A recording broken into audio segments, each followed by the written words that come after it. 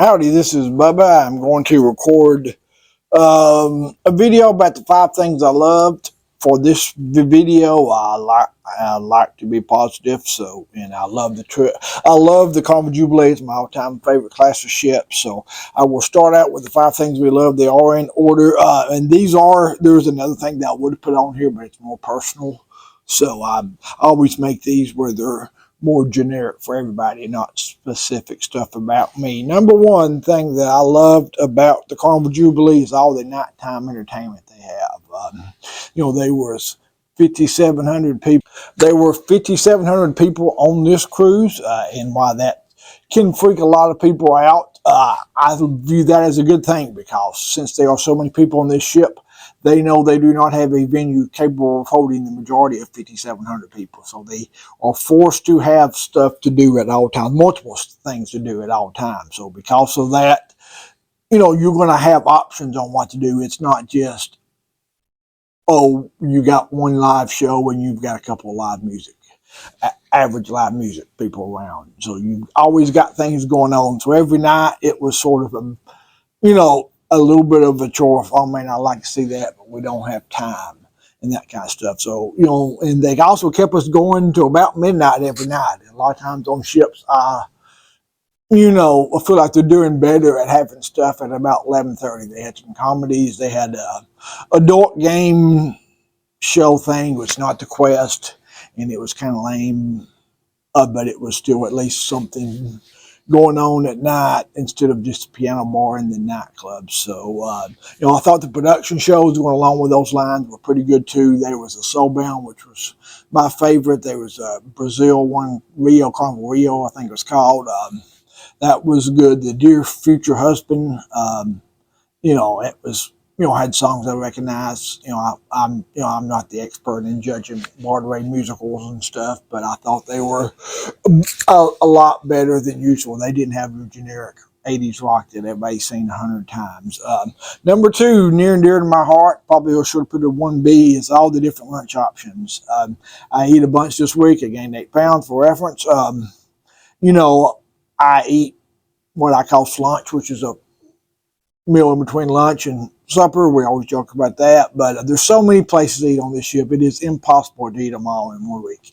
In fact, I could have went another week easily and just either tried new things and doubled up on the things that I like. That's how many things to do on there. I think there's officially 22 different things, including the paid stuff, but there's enough free stuff that you're not going to run out of things to do. In fact, by the time you try stuff, you're going to wish you had time to go back and get it again. At nighttime, you do get to go to, not only the main dining room, you can go to the Italian restaurant or the Chibang for free the first time. I think the Guy's Barbecue is also thrown in there too. So plenty of options for dinner as well, but specifically the lunch options is where it shines. It's pretty similar to the other concept. I think I like the deli better on this ship. They had some hot dog options and sausage options that was really good. Again, I only got that one time because I just ran out of meals. The cucina for lunch was another standout. They did not have that the first CD, so only had 2 options. You have the custom pasta, and they had some awesome looking gelato on here.